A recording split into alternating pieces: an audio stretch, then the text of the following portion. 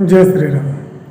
रघुकुल रीति सदा चली आई, प्राण जाए पर वचन न जाए। नमस्कार दोस्तों, मेरा नाम राजन मिश्रा है और आज मैं आप सबका स्वागत करता हूं आपके अपने YouTube चैनल में, जिसका नाम है ज्ञानी की ज्ञान वाणी हर ज्ञान। दोस्तों, आज मैं उस अहम सवाल को लेकर के आया हूं जो आपको भी जानना बहुत जरूरी है, क्योंकि आप सभी को पता है हिंदुस्तान अखंड भारत जिसमें राजपूतों ने शासन किया, चाहे छोटा राज्य हो या बड़ा राज्य हो, लेकिन उसका राजा जो था हमेशा राजपूत हुआ करता था। लेकिन बाद में अकबर महान मुगलों ने भी इस पर शासन किया, मुगलों ने गुलाम बनाया, मुगलों के बाद अंग्रेजों ने गुलाम बनाया। तो राजपूतों के पतन का क्या कारण था? आखिर हमें इस बात पर फोकस करना चाहिए और इस बात को समझने की आवश्यकता है कि राजपूत क्यों हारे। कुछ लोगों का अलग अलग मत है। कुछ लोग बोलते हैं कि जयचंद जैसे कुछ घर का भेदी लंका ढाई वाली कहानी विभीषण जैसे पात्र थे जिनकी बदौलत राजपूत हारे। नहीं, राजपूतों के हारने का सबसे बड़ा कारण था उनका राजपूत धर्म, और वो राजपूत धर्म जो वो ये चाहते थे निभाना, और जबकि उनको पता था कि उस धर्म को निभा करके उनकी जान जाएगी और उनका जो वंश है वो खत्म हो जाएगा, उनका राज्य खत्म हो जाएगा, फिर भी उस धर्म को निभाए। और वो धर्म क्या था? क्षमा सबसे बड़ा धर्म है, क्षमा सबसे बड़ा दान है। ये राजपूतों ने सीखा था। वो निहत्थे पर कभी वार नहीं करते थे, और जिसने एक बार क्षमा मांग ली उसको माफ कर देते थे, चाहे वो धोखे से मांगे, जानबूझ के मांगे। लेकिन अगर शरण में आया है तो शरण गए मरण नहीं होती, इस पर वो चला करते थे। और रिजल्ट क्या निकला? सबको पता है कि पूरा हिंदुस्तान मुगलों का, मुगल वंशों का, गुलाम वंशों का, खिलजी वंशों का, ये सभी मिलकर के पूरे हिंदुस्तान पर कब्जा कर लिया। अब सवाल ये आता है, क्या राजपूतों ने जो अपना धर्म निभाया वो जायज था? वो नीतिबद्ध था? क्या समय की मांग थी? क्या राजपूतों ने जो धर्म निभाने की कोशिश की वो सच में धर्म था या सिर्फ उनकी मान्यता? तो एक्चुअल में यह धर्म था। रघुकुल रीति सदा चली आई, प्राण जाए पर वचन न जाई। जो वचन वो लोग दे देते थे, प्राण जाए तो जाए, लेकिन उनके वचन की मर्यादा रहनी चाहिए। पर समय को कुछ और मंजूर था। समय यह चाहता था कि आपके जो वचन हैं वो वचन पर्टिकुलर आप पर तकलीफ पहुंचाए, यह समय को मंजूर था।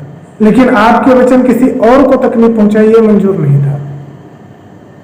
उदाहरण के तौर पर राजा रावल रतन सिंह जब युद्ध में हारे, 16,000 औरतों ने जौहर कर लिया।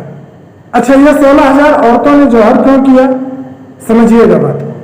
क्योंकि रानी पद्मावती को यह लगा था कि अब युद्ध में राजा साहब की हार निश्चित है, और जब राजा साहब की हार निश्चित है तो मेरे जीने का कोई मतलब नहीं। तो उनकी हार में देखो, उससे पहले आग में मैं जल जाऊं। जब खिलजी निहत्था था और मार देते तो ये जो हुआ था वो न होता। जब वो घर आया था, बड़ा अच्छा डायलॉग मारा कि हम अतिथियों को सम्मान करते हैं, अतिथि देवो भव, तुम घर में आए हो, हम तुम्हें नहीं मारेंगे। जबकि उनको पता था कि चारों तरफ से किले को घेर के रखा है, डिमांड एंड सप्लाई के प्रोसेस को खत्म करके रखा है, आवागमन को रोक दिया है, व्यवसाय को रोक दिया है, आपका अन्न, आपका खाना सब कुछ खत्म हो रहा है। कुछ ही दिनों बाद पूरी हालत खराब हो जाएगी, फिर भी आप ऐसे सांप को छोड़ रहे हो, आस्तीन के सांप को पाल रहे हो। आपने जो निभाया वो राजपूत धर्म हो गया। जब आप उसके पास खाना खाने के लिए गए और उसने आपको बंदी बना लिया तो वो धोखा हो गया। चलिए ठीक है। फिर जो रानी पद्मावती ने किया खिलजी के साथ, डोली लेकर के गई, उसमें सैनिकों को भर के लेकर के गई और फिर उनको बचा करके लेकर के आई। ये उनका बौद्धिक बहुत ही अच्छा नॉलेज और बहुत ही अच्छा क्या कहते हैं ज्ञान और नीति में आप लोगों ने काउंट कर लिया। रानी पद्मावती ने खिलजी के साथ वो भी एक छल किया था, और खिलजी ने रावल रतन जी के साथ छल किया था। अब एक के छल को हम बुरा कहते हैं, दूसरे के छल को हम अच्छा कहते हैं, यह सरासर गलत है। एक्चुअल में उस समय जीत के मायने महत्व थे। रानी पद्मावती ने खिलजी के साथ जो किया उससे वो जीती, वो बेशक छल था या उनकी न्याय या उनकी नीति जो भी थी। रानी पद्मावती ने जो भी किया वो अच्छा किया, अपने पति को बचाने के लिए, अपने सम्राट को बचाने के लिए, राज्य के राजा को बचाने के लिए, और उन्होंने बचाया। खिलजी ने क्या किया, उसको उस राज्य को हासिल करना था और उसे यह पता था कि मैं निहत्था हो जाऊंगा तो ये तो मारेगा नहीं, लेकिन अगर गलती से निहत्था हो गया तो मैं तो मार दूंगा। इस बात पर अगर रावल रतन सिंह फोकस कर लेते तो खिलजी को मार देते। अगर पृथ्वीराज चौहान इस बात पर फोकस कर लेते कि एक बार हराया फिर भी आया, 2 बार हराया फिर भी हराया, बार बार हार रहा है फिर भी आ रहा है, तो एक न एक दिन ये मुझे हरा देगा, तो उस दिन जब ये मुझे हराए उससे पहले मैं इसको निहत्था क्यों छोड़ रहा हूं, इसको बार बार क्यों छोड़ रहा हूं, इसको मार दो ना यार। और मार दिया होता तो पूरी समस्या खत्म हो जाती वहीं पर। लेकिन नहीं, धर्म, राजपूत धर्म। अब मेरा सवाल उन सभी राजपूते हैं जो ये वीडियो देख रहे हैं, जो नहीं देखेंगे और जो भी राजपूतों के द्वारा किया गया जो भी धर्म है उसको सम्मान दे रहे हैं। मेरा सवाल ये है कि क्या अर्जुन राजपूत नहीं था? राजपूत था और बहुत बड़ा धनुर्धर था, बहुत बड़ा योद्धा था और बहुत बड़ा श्री कृष्ण भक्त था। अर्जुन ने क्या भीष्म को छल से नहीं मारा? भीष्म निहत्थे नहीं थे लेकिन मारा ना। अर्जुन ने कर्ण को क्या छल से नहीं मारा? धृष्टद्युम्न ने द्रोणाचार्य को क्या छल से नहीं मारा? और सभी ने मिलकर के अभिमन्यु को क्या छल से नहीं मारा? सभी कौरव मिलकर के अभिमन्यु को क्या छल से नहीं मारा? बिल्कुल। कहने का मतलब जब अर्जुन जैसा महारथी सामने वाले को छल से मार सकता है, क्योंकि उसको पता था कि अगर द्रोणाचार्य के हाथ में शस्त्र रहेगा तो उनको नहीं मारा जा सकता, इसलिए शस्त्र को गिरवाया गया और फिर मारा गया। भीष्म को मारने के लिए शिखंडी को सामने लाया गया, फिर मारा गया। कर्ण का पहिया जब जमीन में धंस गया तब कर्ण को मार दिया। अगर ये लोग रथ पर होते, अस्त्र शस्त्र से होते तो अर्जुन शायद न मार पाता, पर अल्टीमेटली जीत जरूरी थी और वो किसी तरीके से आए। एवरीथिंग फेयर लव एंड वार। अगर ये बात पर फोकस कर लिया होता, हमारे का शासन न होता हिंदुस्तान में।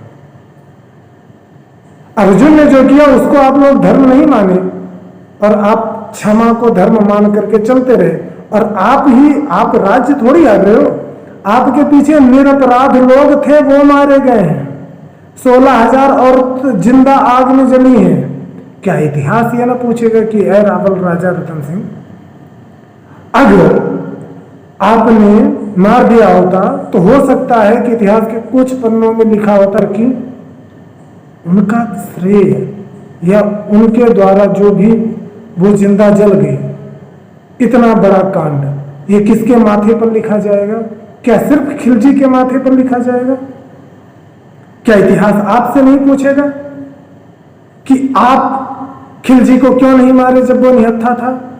खिलजी जब आया और आपके आंगन में फन फैलाया तभी उसके फन को क्यों नहीं कुचल दिया? तो राजपूतों की गलती थी और उसी गलती का नतीजा था कि पूरा हिंदुस्तान मुगलों का गुलाम बन गया। जय श्री राम। आशा है आपको ये मेरे तार्किक वीडियोस पसंद आए होंगे। अगर पसंद आता है तो और ऐसे ही प्यार देते रहिए और मैं आपके सामने और अच्छे वीडियोस लाने की कोशिश करता रहूँगा। तब तक के लिए जय श्री राम।